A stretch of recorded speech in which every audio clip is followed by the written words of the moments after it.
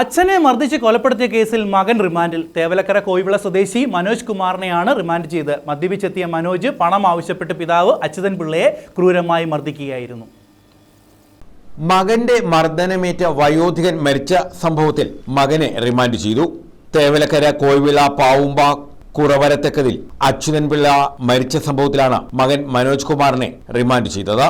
വ്യാഴാഴ്ച വൈകിട്ടായിരുന്നു സംഭവം. മദ്യലഹരിയിലെത്തിയ മനോജ് പണം ആവശ്യപ്പെട്ട് പിതാവുമായി തർക്കത്തിലാവുകയും തുടർന്ന് മർദ്ദിക്കുകയുമായിരുന്നു. അടിയേറ്റ് നിലത്ത് വീണ അച്യുതൻ പിള്ളയെ മുറ്റത്ത് വലിച്ചിഴക്കുകയും ചെയ്തു. മർദ്ദനമേറ്റ് രക്തം വാർന്ന് 1 മണിക്കൂറോളം വീട്ടുമുറ്റത്ത് കിടന്ന അച്യുതൻ പിള്ളയെ നാട്ടുകാർ ആശുപത്രിയിലേക്ക് മാറ്റാൻ നടത്തിയ ശ്രമം മനോജിന്റെ എതിർപ്പിനെ തുടർന്ന് വിജയിച്ചില്ല.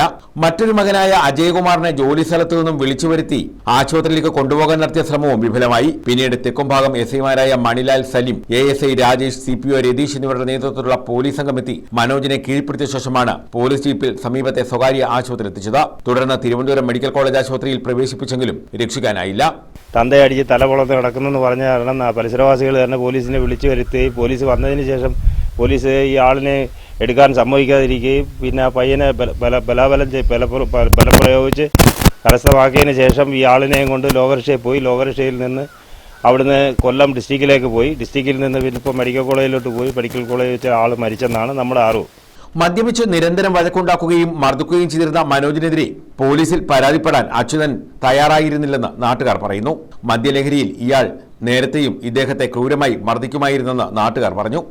നിരന്തരമായ മദ്യപാനിയാണ്. മദ്യപിച്ച് എക്കുകെട്ട് ഇവിടെ വീട്ടിൽ വന്നു കഴിഞ്ഞാൽ അവരുടെ അച്ഛൻ ഈ ഇവിടെ കുടുംബം വിറ്റ ഓരി വിറ്റ കാശുകൾ വേണമെന്നും പറഞ്ഞ് നിരന്തരം പ്രശ്നങ്ങളാണ്. ആ പ്രശ്നങ്ങളിലായിരിക്കാം ഈ പ്രശ്നം ഉണ്ടായതെന്ന് നമ്മുടെ ഒരു വിശ്വാസം.